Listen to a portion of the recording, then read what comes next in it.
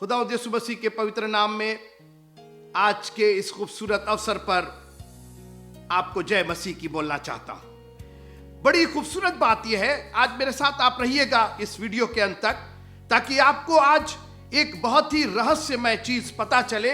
आपको मालूम है कि ये संसार अभी एक लॉकडाउन में है, पेंडेमिक में है, महामारी में है, और एक बहुत अजीब सी बीमारी जिसको डिप्रेशन कहते हैं, निराशा कहते हैं, ये घेरती जा रही। और मैं चाहूंगा कि इसके पहले कि मैं आगे परमेश्वर के कलाम से इस बारे में बात करूं, मेहरबानी से इस वीडियो को जितनी जल्दी हो सके एक शेयर कर दीजिएगा। बहुत से लोग आपके जानने में होंगे, आप हमारे साथ जुड़े हुए हैं, इसके लिए हम प्रभु का धन्यवाद करते हैं। उत्पत्ति का 49वां अध्याय, चैप्टर 49 ऑफ जेनेसिस, एक इतनी सुंदर बात हुई है यहां पर कि पिता की ब्लेसिंग की बात हो रही है 49वें अध्याय उत्पत्ति के, और आज फादर्स डे भी है। और इसलिए मैं चाहूंगा कि आप मेरे साथ थोड़ी देर के लिए इस मनन पर रहिए। जब एक देश बनाया जाता है मित्रों, तो उसका संविधान लिखा जाता है, और उसी संविधान पर आधारित उसके नागरिक, उस देश के नागरिक अपने कर्तव्यों का पालन करते हैं। याकूब की जो ये आशीष है, वो आगे आने वाली पीढ़ी, आप मत समझिए कि ओ पता नहीं किस पीढ़ी के बारे में बात हो रही, नहीं नहीं, हम हैं उसके आगे आने वाली जो पीढ़ी है ना, हम और आप हैं मित्रों। आज इस पीढ़ी के लिए, 2020 की पीढ़ी के लिए, मेरे और आपके लिए याकूब ने हजारों साल पहले एक संविधान लिखा। यह आशीष सिर्फ आशीष नहीं है, it's a constitution of the kingdom of God. हम दुआ करते हैं, राज्य की बात करते हैं, ऐ हमारे बाप तू जो आसमान में है, तेरा नाम पवित्र माना जाए, तेरा राज्य आए। किस किंगडम की बात हो रही है? एक ऐसा किंगडम जो एक संविधान पर आधारित है, एक आशीष पर आधारित है। और मुझे पूरी उम्मीद है कि आपने अपनी बाइबलें निकाल रखी होंगी जब आप मेरे साथ इसका अध्ययन कर रहे हैं।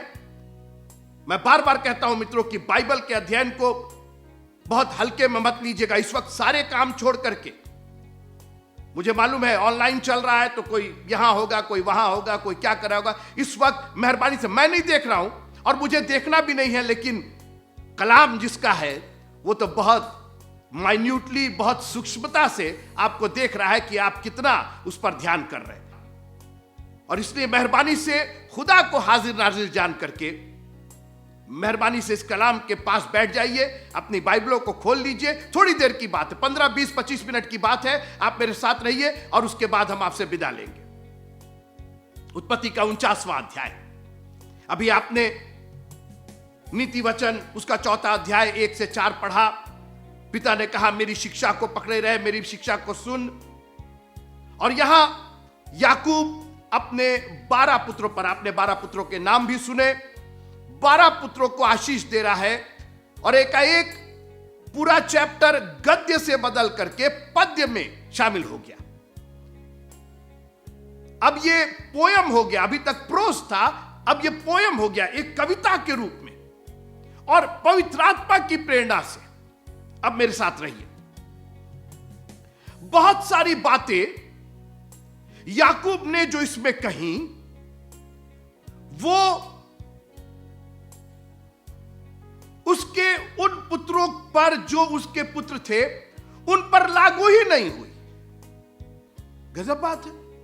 यह कैसी बात कि पिता ने पुत्रों को आशीष दिया? आप मेरे साथ रहिए। मैं यही कहना चाहता हूं कि यह एक संविधान था, 12 पुत्रों को उसने एड्रेस जरूर किया था, उसने अपने उन 12 पुत्रों का नाम लिया था, मगर वास्तव में वो आगे जो 12 गोत्र होने वाले थे, जिसकी आशीषें मैं और आप भी प्राप्त कर रहे हैं आज, उन आशीषों की चर्चा किया है इसने। याकूब इस्राएल ने पवित्र आत्मा की सामर्थ्य में होकर के जो अपने पुत्रों को आशीष दी, वो केवल उसके उन 12 पुत्रों तक नहीं रुकी, केवल उनके जीवन काल के लिए नहीं थी मित्रों, वो आशीष आज 2020 में हमारे और आपके काम आ रही, क्योंकि वो उस राज्य का जिसका अंत नहीं होगा, उसका एक तरीके से संविधान है,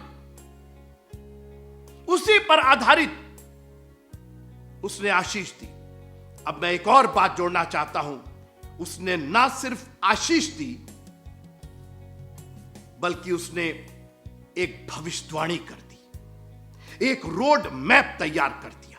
ध्यान से सुनिएगा, क्योंकि यही आपका आशीर्वाद, यही आपका दिया हुआ की दी हुई आशीष, आपकी ब्लेसिंग जो आप अपने बच्चों को दे रहे हैं, यह भविष्यवाणी के रूप में परिवर्तित हो जाएगी। It will turn into a prophecy. और याकूब ने अपने 12 पुत्रों को आशीर्वाद के साथ साथ एक भविष्यवाणी की, और जैसा मैंने कहा कि वो भविष्यवाणी उनके जीवन काल में तो पूरी नहीं हुई बहुतों के, लेकिन आज भी वो भविष्यवाणियां हमारा मार्गदर्शन कर रही है। और मैं 2-4 बातें भविष्यवाणी पर बता करके आपसे विदा लेना चाहूंगा। सबसे पहली बात, भविष्यवाणी आपको डिप्रेशन से निकाल करके, निराशा से निकाल करके आशा में पहुंचाती है। और आज हमारी प्रॉब्लम यह है कि आज जो भविष्यवाणियों को सिद्ध करता है, फिर से सुनिएगा, भविष्यवाणियां तो बहुत लोग करते हैं, लोग तोतों से भविष्य निकलवाते हैं, हाथ देख करके भविष्य, लेकिन कोई उसका सिद्ध करने वाला, कोई उसको स्टैब्लिश करने वाला नहीं है। But the prophecies that is given in the name of the Lord, जो भविष्यवाणियां प्रभु में दी गई हैं, वचन में दी गई, ईश्वर के वचन में है, यही हमारे लिए पूरा होंगी।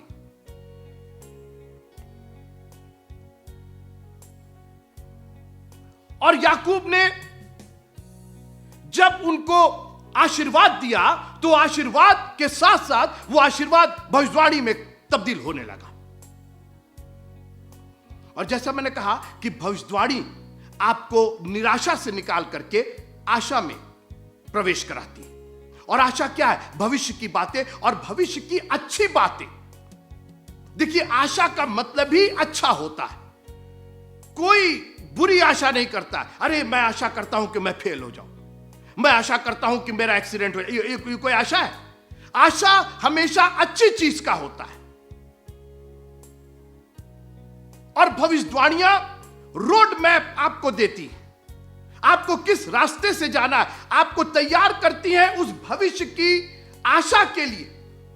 क्योंकि विश्वास आशा की हुई वस्तुओं का, वो कौन वस्तुएं हैं जो आशा की गई हैं? अच्छी वस्तुएं हैं।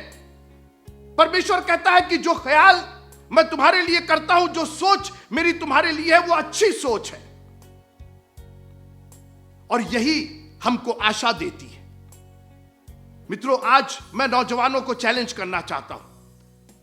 परमेश्वर के वचन में, इसकी भविष्यवाणियों में आप चलेंगे तो कभी निराशा में नहीं रहेंगे, आपको हमेशा एक आशा मिलती जाएगी। और जैसे मैंने कहा कि आशा भविष्य की होती है, मगर काम उसका वर्तमान में होता है। फिर से सुनिए, उस आशा के लिए जो कार्य किया जाता है वो वर्तमान में किया जाता है। जैसे कटनी का समय, बाइबल कहती है कटनी का समय, हार्वेस्ट। तो हार्वेस्ट को ध्यान में रख करके, हार्वेस्ट फ्यूचर है, हार्वेस्ट आशा है। आपकी जो कटनी है, आपकी जो फसल है, वो फ्यूचर है, लेकिन उसके लिए बीज आपको वर्तमान में बोना है। बाइबल कहती है क्योंकि यदि हम ढीले ना हो तो ठीक समय पर कटनी काटेंगे। देखिए, कटनी की आशा, फसल की आशा। और आज हमारी प्रॉब्लम यह है कि आज हमने दुनिया में आशा लगा रखी है, मगर उसको तस्दीक करने वाला, स्टैब्लिश करने वाला, उसको पूर्ण करने वाला कोई है ही नहीं। और जब हम वहां पहुंचते हैं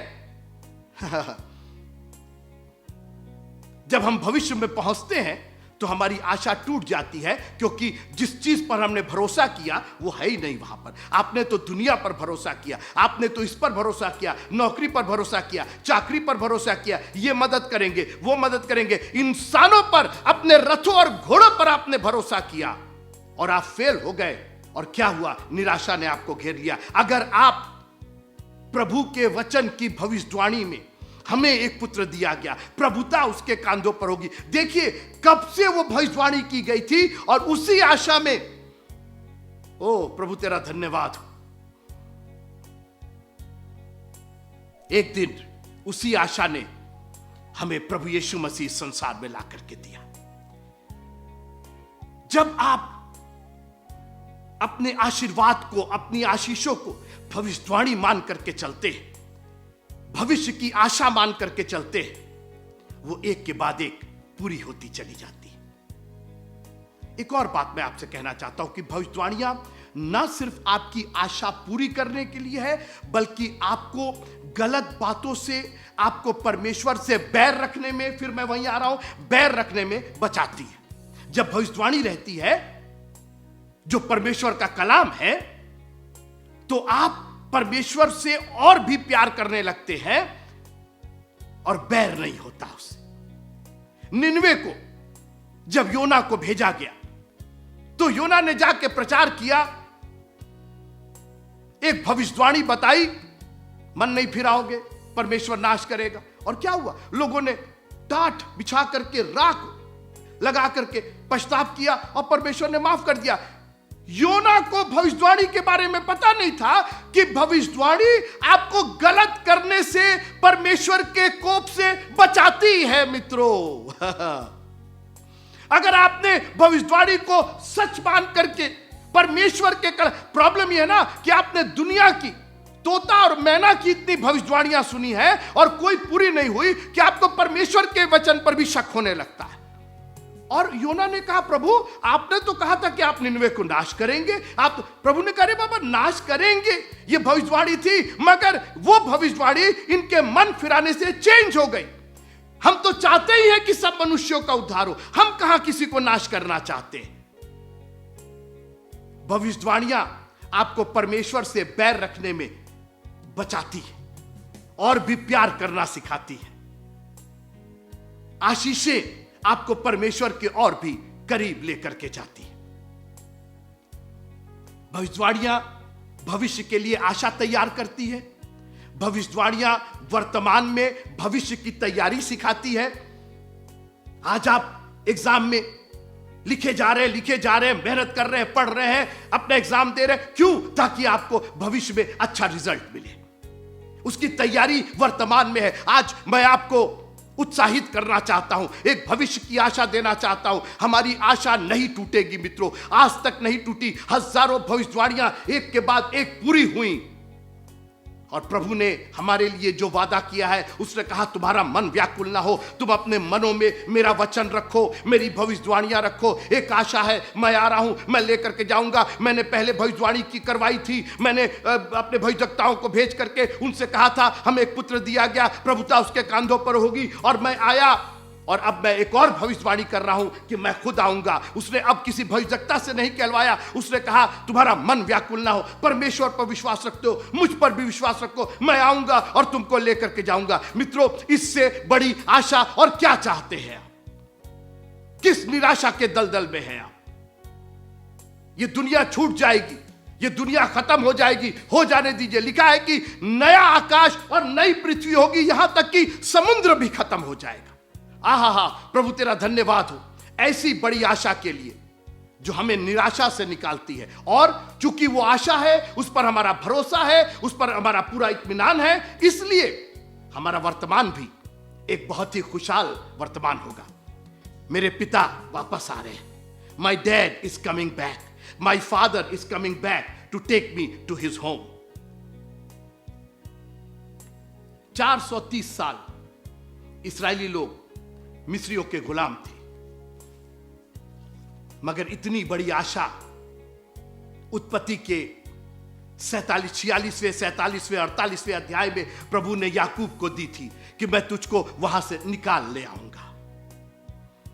वो आशा थी जिस पर वो मन लगाए हुए थे और एक दिन उनकी वो आशा पूरी हुई। और आज मैं आपसे निवेदन करना चाहता हूं, अपने जीवन को परमेश्वर के वचन में इतना सराबोर कर लीजिए, इतना ढाक लीजिए, बजाय दुनिया की भविष्यवाणियां सुनने के। मित्रों, प्रभु का कलाम एक बहुत सुदृढ़ कलाम है। याकूब की वो दी हुई आशीष